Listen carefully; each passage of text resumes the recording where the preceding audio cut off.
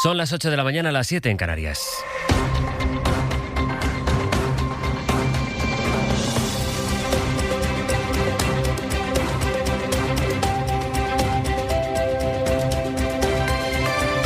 En la cadena SER, Hoy por Hoy, con José Luis Sastre. Hola, buenos días. Es muy relevante, por lejana que sea, ya por sí misma la decisión de un juez de Brasil que ha decretado el arresto domiciliario del expresidente de ese país, de Jair Bolsonaro. Es relevante lo que implica y la situación que ahora se abre en uno de los países más grandes, más poblados del mundo, que viene de vivir además protestas en favor de Bolsonaro y en contra del presidente Lula. Y siendo todo eso muy importante, no es menos relevante la reacción de Donald Trump, en la medida en que esto anticipa el grado de intervención o de injerencia que puede estar calibrando la Casa Blanca ante las decisiones que tome la justicia contra sus amigos. El gobierno de Trump ha descalificado al juez que ha arrestado a Bolsonaro y va a empezar a aplicarle aranceles del 50% a Brasil, con el argumento de que el juez está abusando de su autoridad para poder intimidar así a los rivales políticos de Lula. Jair Bolsonaro está procesado por la Corte Suprema de Brasil por 5 delitos, entre ellos el de tentativa de golpe de Estado. El Supremo le había puesto una tobillera electrónica, le había impedido utilizar las redes sociales y que participara en actos públicos. El juez entiende que Bolsonaro se ha saltado esta prohibición y por eso le ha arrestado en su casa y ha encontrado su apoyo más enfático en Donald Trump. Bolsonaro. Recordarán que Donald Trump fue quien alentó el asalto al Capitolio y que está dispuesto a aplicar a Brasil esos aranceles del 50%. El caso es que el Departamento de Estado de Washington ha calificado esta madrugada al juez de Brasil como un abusador de los derechos humanos. Crónica desde Buenos Aires de nuestra corresponsal Berta Reventós. Buenos días. Buenos días. Desde este lunes por la noche, Jair Bolsonaro debe permanecer en su casa en Brasilia en arresto domiciliario. El juez Alexandre de Moraes ha considerado que el expresidente se saltó la prohibición de aparecer en redes sociales cuando intervino por videollamada en una manifestación que pedía por su amnistía este domingo en Río de Janeiro. En esa y otras marchas en más de 20 ciudades de Brasil se vieron pancartas con frases como "Fuera Lula", así como banderas de Estados Unidos en apoyo a Donald Trump. En declaraciones a la SER, el abogado Pierpaolo Bottini quita relevancia a esas manifestaciones. El grado de polarización en Brasil ya es muy alto. El grado de polarización en Brasil ya es muy alto, de forma que no sé si se altera significativamente. En relación al grado de apoyo a Bolsonaro, no me parece que crezca significativamente. Las manifestaciones de este fin de semana han sido un poco mayores que las últimas, pero están lejos de la intensidad que tuvieron en el pasado más reciente. El proceso judicial contra Bolsonaro ha tensionado las relaciones entre Brasil y Estados Unidos. Al considerar que el expresidente brasileño está siendo perseguido políticamente, Donald Trump ha castigado al gobierno de Lula con aranceles del 50%, los más altos hasta ahora en el mundo, que empezarán a aplicarse a partir de mañana. Vamos a situar el contexto, Bayo. Por un lado, el caso por el que está procesado Bolsonaro. El expresidente brasileño está acusado de encabezar un intento de golpe de Estado para aferrarse al poder tras haber perdido las elecciones en 2022. Fue unas semanas después, en enero del 23, cuando sus partidarios tomaron al asalto el Congreso brasileño y varias instituciones más en Brasilia en un intento de impedir que el ganador de las elecciones, Luiz Inácio Lula da Silva, regresara al poder. Los investigadores creen que el plan de los bolsonaristas contemplaba asesinar, entre otros, a Lula da Silva y al juez del Supremo, Alexandre de Moraes, que es quien ahora juzga a Bolsonaro por esa asonada fallida por la que el expresidente se arriesga a 43 años de cárcel. Y otra derivada que es muy interesante, sobre todo para el resto de países que contemplamos esto desde fuera y desde lo que pensamos es la lejanía, es cómo Trump está usando los aranceles no solo como una herramienta de guerra económica para imponer su orden en el mundo, sino también como un mecanismo de presión política. Sí, el presidente estadounidense amenaza con imponer aranceles del 50%, por ejemplo, a los productos brasileños si se mantiene lo que llama una caza de brujas contra su amigo Jair Bolsonaro. Es un buen hombre, dice, una presión comercial a Brasil ante la que el actual presidente Lula da Silva ya ha dicho que no va a claudicar, pero el caso de Brasil no es único. Recordemos que Colombia se negó en inicio a recibir a los migrantes deportados desde Estados Unidos en los vuelos militares, una decisión a la que su presidente, Gustavo Petro, dio marcha atrás inmediatamente ante la amenaza de aranceles. Y Canadá, que ha sufrido la elevación de ese castigo comercial al 35% apenas unas horas después de reconocer su primer ministro que en septiembre reconocerá el Estado palestino. Algo que ha hecho también Donald Trump es incrementar la presión sobre Putin para que acabe con la invasión de Ucrania Ucrania, la cosa ha ido subiendo de nivel con el envío de 2 submarinos nucleares y con la decisión de Moscú de terminar con la moratoria que se había impuesto para frenar el despliegue de misiles que pueden contener ojivas nucleares. Veremos qué es lo que pasa, en todo caso, en los próximos días, cuando el representante de Trump llegará a Moscú, y también veremos si es que se acaba produciendo cierto deshielo, a pesar de toda esta retórica. Un acercamiento, por lo menos, entre Putin y Zelensky. Victoria García. La decisión de suspender su moratoria altera y alarma significativamente el escenario internacional, y la postura de Moscú erosiona la distinción entre guerra convencional y guerra nuclear. Aumenta también el riesgo de una escalada malinterpretada. Es el viceministro de Exteriores, Ryakov.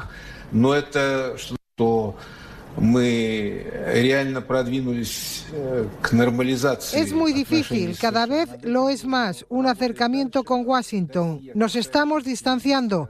Rusia se enfrenta cada vez más a nuevas amenazas y tiene que protegerse. Desde Moscú, el portavoz del Kremlin, Dmitry Peskov, decía que una guerra nuclear no deja vencedores, porque todos saldríamos perdedores.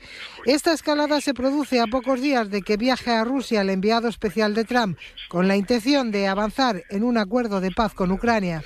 Parece que Trump está dispuesto a imponer su orden en todo el mundo, salvo en Gaza, donde Israel sigue matando a los civiles de hambre y con bombas. A falta de la presión de Washington, a Netanyahu le ha empezado a salir presión desde dentro, con antiguos altos cargos de los gobiernos de Israel, también del Mossad, que le piden que frene su ofensiva.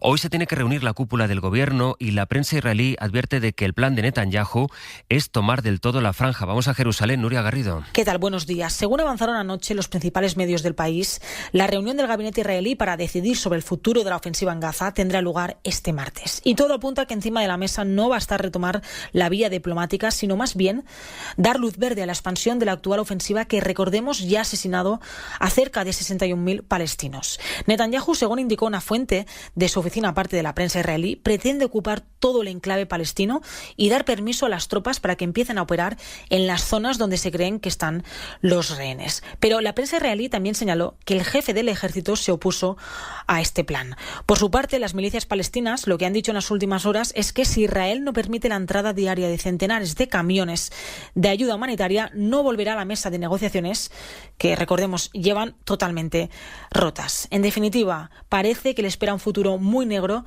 a una franja de Gaza que lleva casi 2 años viviendo en el horror absoluto. Pues estos son los 3 escenarios que ahora mismo definen la crónica internacional, los planes que hoy mismo pueda concretar Netanyahu sobre Gaza si confirma esa intención que en Israel se da por hecha de querer tomar toda la franja, incluidas las zonas donde hay los rehenes, donde están los rehenes de Israel o donde calcula Israel que tiene Hamás a los rehenes, la escalada verbal entre Washington y Moscú y también esta manera en que la Casa Blanca está dispuesta a interferir para ayudar a su aliado Bolsonaro, que está procesado por la justicia de Brasil. Aquí en España, entre tanto, la cosa va de currículums y, de declaraciones por la primera entrevista que ha concedido Santos Cerdán desde que está en prisión. Lo publica hoy en su primera página el diario La Vanguardia, que recoge esta frase textual de quien fue número 3 del PSOE. Dice Santos Cerdán desde la cárcel: «Soy inocente y no he hecho nada de lo que dice la UCO». Contamos enseguida lo que dice Cerdán en esa entrevista. Antes, actualicemos el pronóstico y la situación del calor y de los incendios, que es especialmente preocupante en Portugal en estas últimas horas, donde han ardido miles de hectáreas. El pronóstico allí más reciente, el que hacen los bomberos, permite ser, sin embargo, ligeramente optimista. Lisboa, Brais Suárez. Sí, pero con consecuencias después de que las llamas se hayan llevado por delante una casa y ya rocen las 40.000 hectáreas de bosque calcinadas. De ellas, unas 5.000 hectáreas han ardido en el Parque Natural de Peneda de Gerês, en la frontera con Galicia. El incendio se da por concluido, pero las autoridades locales solicitan que el parque siga bajo vigilancia. Ya han reabierto también algunas de las carreteras cerradas por las llamas y, según el último informe de Protección Civil, unos 1.300 operarios estaban sobre el terreno a primera hora de la noche trabajando contra 75 focos todavía activos. Se concentran en otro gran fuego con 3 frentes en la región de Vila-real, en el centro norte. Todo el territorio portugués continental se mantiene en distintos grados de alerta y se teme una subida de las temperaturas. Por último, han sido arrestados ya 38 pirómanos, más que en todo el año pasado. Aquí en España, el calor extremo que ha dejado temperaturas de 30 grados esta madrugada en buena parte del país. Ha habido lugares donde no han bajado de los 30. Hoy va a afectar ya prácticamente a toda la península. La cosa va en aumento, Adrián. Sí, siguen aumentando el número de provincias con avisos activados. Hoy en total tenemos 33. Suben mucho las temperaturas, sobre todo en puntos de la mitad oriental del país, aunque las más altas las esperamos en el sur y en el oeste. Por ejemplo, 42 grados en Jaén, en Badajoz, 41 grados en Cáceres, también en Toledo, 40 grados en Madrid, también cerca de 40 grados de nuevo en puntos del sur de Galicia, y hoy destacan, por ejemplo, ya los 37 o 38 grados de Girona. Solo bajan las temperaturas en el Cantábrico, por allí hasta 8 grados menos que lo que teníamos ayer, alguna llovizna en esa parte del país. Hoy, por cierto, temperaturas más altas también en Canarias, máximas que ya en Gran Canaria superarán los 34 grados. ¿Eres de los que dicen sí a todo? Pues es hora de decirlo con toda la energía. No te pierdas los mejores planes del momento con Repsol en escena. Este jueves a las 9:30 de la noche en Antena 3. Buenos días. En el sorteo del cupón diario celebrado ayer, el número premiado ha sido 10.553, serie 11. Recuerda que hoy, como cada martes, tienes un bote millonario en el sorteo del Eurojackpot de la 11. 11. Ahora y siempre, bien jugado. En la cadena SER, Hoy por Hoy, con José Luis Sastre. Celda, ejercicio y patio, dice Santos Cerdán, que hace desde que está en la cárcel, en la que lleva 35 días, que esa es su rutina. Desde allí ha respondido un cuestionario por escrito al diario La Vanguardia, donde hoy asegura que le parece muy raro que Koldo García grabara incluso su intimidad, que es sospechoso, y que si no fue Koldo, quiere saber quién y cómo grabó esos audios. Dice también Cerdán que no se reconocen las conversaciones en las que hablan de repartirse el dinero con Koldo y que esas charlas no han existido, que él no ha influido en la concesión de obras y que el PSOE no se ha financiado ilegalmente, que yo sepa no, dice. Añade que él es inocente, que no ha hecho nada de lo que dice la UCO que ha hecho y que lo que le conoce Pedro Sánchez, pensó que el presidente tendría claro que él es inocente.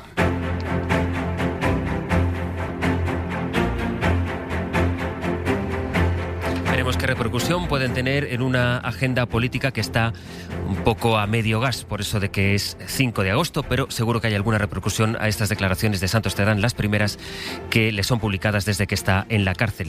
Ingresó en prisión el día 1 de julio.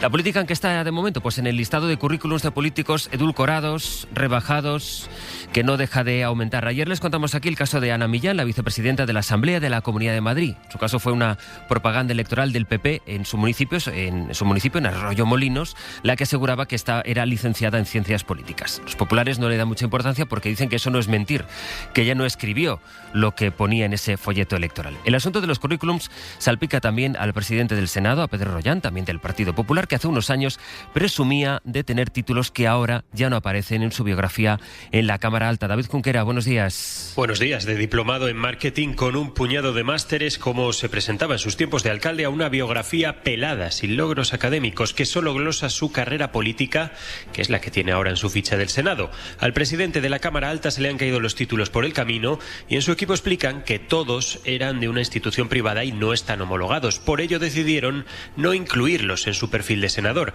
Explicaciones que, como era de imaginar, no le valen al gobierno. Diana Morán aprieta a Feijóo. Que el señor Feijóo, que ha puesto el listón tan alto, que pide tantas dimisiones, pues tendrá que predicar con el ejemplo, creo yo.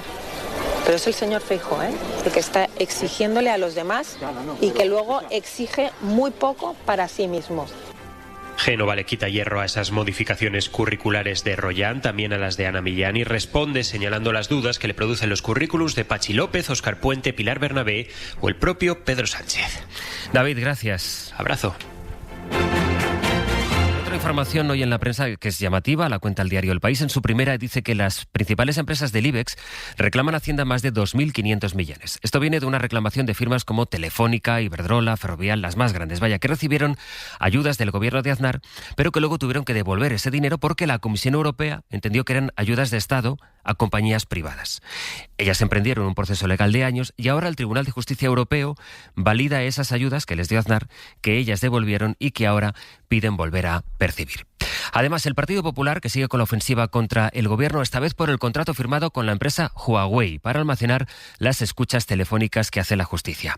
Cree el PP que confiarle esta tarea a una empresa, a un gigante tecnológico de China, es una irresponsabilidad y señalan que va en contra de las recomendaciones de Estados Unidos o de Bruselas. Por eso lo que ha pedido el PP es que comparezcan los ministros Marlaska, Álvarez o Robles. Sara Selva. Cree el PP que el gobierno con este contrato con Huawei está poniendo en riesgo la seguridad del Estado y desliza además que lo está haciendo a propósito. O el gobierno no sabe qué es Huawei y quién está detrás de ella, o la segunda, lo sabe demasiado bien. Dice Juan Bravo que este es un tema grave e importante y por eso el PP, que ya pidió la comparecencia de Bolaños, suma ahora a 3 ministros más. Quiere que tanto Robles como Marlaska y Álvarez comparezcan en el Congreso y el Senado. Es una irresponsabilidad que el gobierno esté jugando con fuego, poniendo en riesgo la seguridad nacional de nuestro país, pero también la seguridad de nuestros aliados europeos y americanos. Se agarra el PP a la preocupación de Estados Unidos y a las alarmas de la Comisión Europea, que cree que Huawei puede suponer un riesgo para la seguridad. El Gobierno ya ha dicho en otras ocasiones que el contrato no supone ningún riesgo,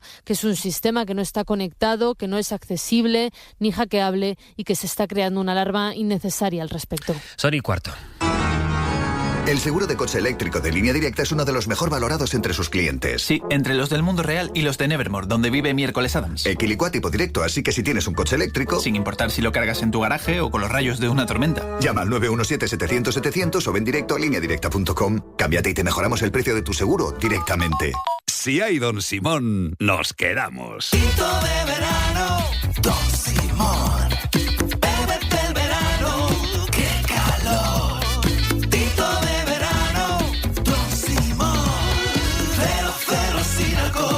de verano sin alcohol. Don Simón. Frescos, muy, muy frescos, a precios bajos. ¡Arriba! No, abajo. ¡Precios bajos! Ahorra con el plátano de Canarias. A solo 1,59 el kilo, un 44% menos. Aldi. ¡Qué poco cuesta comprar bien!